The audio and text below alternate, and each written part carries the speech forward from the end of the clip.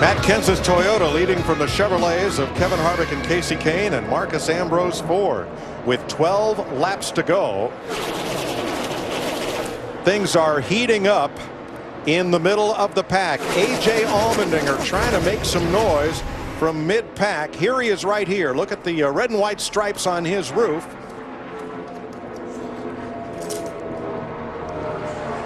Big move down to the bottom around Josh Wise. And here, Allmendinger gets up and just a little too close.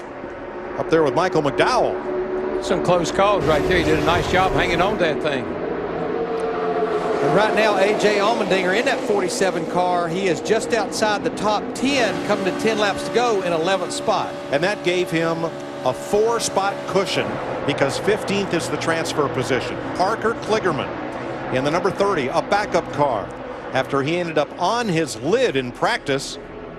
The Lending Tree Toyota backup car, and he is 15th, but he's lost the draft. Now there is Tony Stewart, 2 seconds behind Kligerman.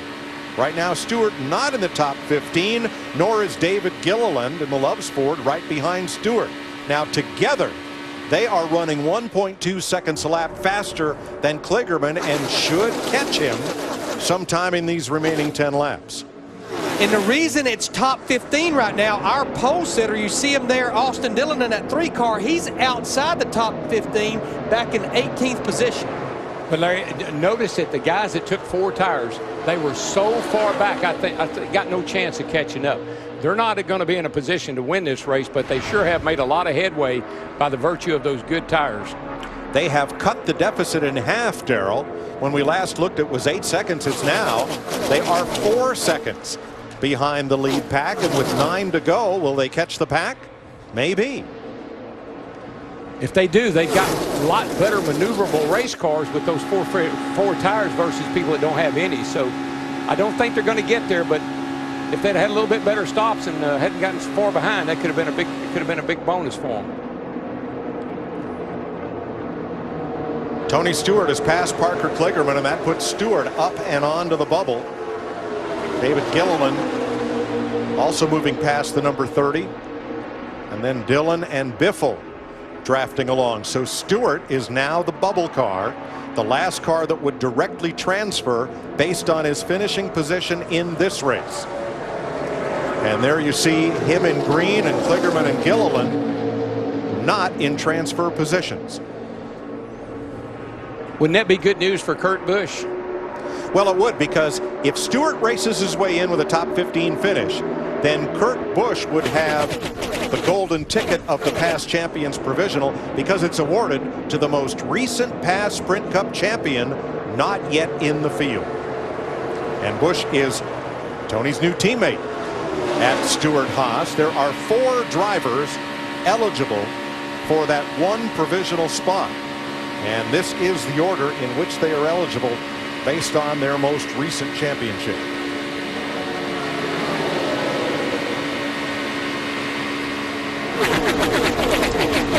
Darrell, you've been talking about fresh tires as we're 7 laps to go. The 2 drivers that at least has 2 fresh right side tires, Ryan Newman in that 31, Joey Logano in that 22. And remember, Ryan Newman spent the biggest part of the first half of the race at the back of the pack. They had a great 2-tire stop on that 31 car of Ryan Newman.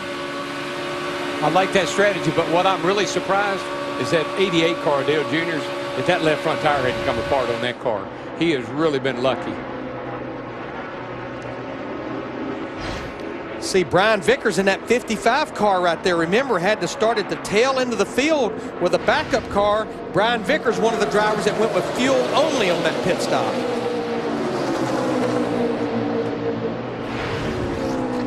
Michael McDowell a lap down, new to the Levine family racing team for 2014. And Danica Patrick, who said, my goal is to win this thing. She's in 9th, so she is in a qualifying position right now, Matt. And Mike, unlike last year when she sat on the pole here at the Daytona 500 and her team basically went into prevent defense trying to save that car for the 500 to preserve that pole position. Now she's just racing for whatever position she can get. But she, like so many others right now, eavesdropping on the scanners. They're all waiting, counting down the laps for someone to pull out and then everyone to start to make their move. Boy, look at Tony Stewart in the 14. He's the Pied Piper back there. That's from 8 seconds back, boys. Wow. They chased those guys down. I knew they would get there. I think they actually are going to have time to do a little something with it. But Darrell, now that they have 15 laps on those tires, how much advantage will new tires be now? Oh, I think it's huge. I really think it's huge, Mike. You're sitting up there with 60 laps on your tires, and here come some guys with some pretty fresh tires that are better than yours. I think it could really be big. Cole Witt trying to hold that pack back, and Stewart makes it 3 wide. He's going to go right up the middle with that number 14 and move into 12th place. Looking at Joey Logano on that 22 car, he was sitting down there by himself, but he said, I'm going to try to make something happen. Now just remember, this is when the heart rate starts going up. This is when the crew chief starts calling on the radio and said, you've got to do this and you've got to do that. This is pressure time, boys. Now behind Stewart, the white number 30, Kligerman, the yellow number 38, Gilliland. They are racing for at least $250,000. Should they make the Daytona 500, that's what last place pays. You miss the Daytona 500, you go home empty-handed. And then, folks, I had somebody this morning said, how much do you think it pays to start the Daytona 500? They said $50,000. I said, yeah, back in 1989, maybe. Logano's yellow and red Ford on the inside, and Ryan Newman coming up to him, trying to make something happen here against Matt Kenseth, who has been so strong out front. He's led 28 laps. Here's just what gives me a headache. You've run this whole race, been pretty clean. You're going to come down here with about 5 to go, and it is going to get some kind of crazy, folks. Some kind of crazy. And Darrell, what I'm seeing with about 2.5 laps to go, they keep trying to assemble a group on the bottom of that racetrack led by Joey Logano in that 22. Joe Nemechek moves up alongside Danica Patrick. And Joe is 1 lap down, but he's up there in the lead draft trying to make something happen. Here's Patrick coming back with the 26 of Cole Witt, and Danica in 15th, 14th, bumping Eric Almirola back to the transfer spot side by side. They duke it out to race their way into the 500. Yeah, right now, when you would like for your car to be handling its best, it's handling its worst. Because everything, I mean, the tires are worn out. Boy, what a dogfight, though, between Cole Witt and that 26 car, David Gilliland in the 38. They keep swapping back and forth for that transfer spot. There you see him, the yellow car and the blue car on the inside. Tony Stewart, though, pushing that 38 car of David Gilliland. Stewart 1 spot away from earning a transfer spot by finishing in the top 15. They will come to the white flag this time, 1 lap to go. There's Alex Bowman in that 23 car. He's trying to fight to get to the top 15, make his first Daytona 500 start. Come on, boys and girls, let's keep it clean. Let's try to get these things back in one piece. 18 cars in that lead draft, not counting those a lap down. And out of those 18, 15 about to earn a starting spot in the 500. Boy, it's tight right back in there. That is tight. Look at the run, though, that Cole Witt and that 26 car got. That moves him into the top 15. Along with Kligerman and Patrick. They have moved up. Nobody has had anything for Matt Kenseth. His Joe Gibbs Racing Toyota is going to try to hold off Kevin Harvick. Where did he come from? How about that 98 of Josh Wise up in the thick of things right here, boys? Harvick to the inside. Kenseth outside. Kenseth by 1.5 feet in a 3-wide finish. Looked like 1959 all over again. 3 wide at the start-finish line. 2 100ths of a second separating Kenseth and Harvick. 6 100ths separating the top 3. Nice job. Really nice. I'm so happy that everybody made it back and didn't wreck. Meanwhile, out of those 18 cars, there's the rookie who earned the last transfer spot.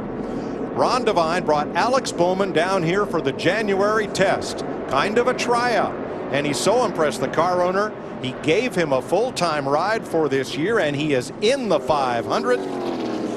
But that right there, to me, is the feel-good story of the Budweiser Duel. Cole Witt in his 2016, the right side of that car, they cut the entire right side off last night after that practice crash. He's raced his way into the Daytona 500. This finish is awesome, guys. Look at this. Harvick makes the move. He gets that side draft up there on Matt Kenseth. And here comes Casey Kane. Wow.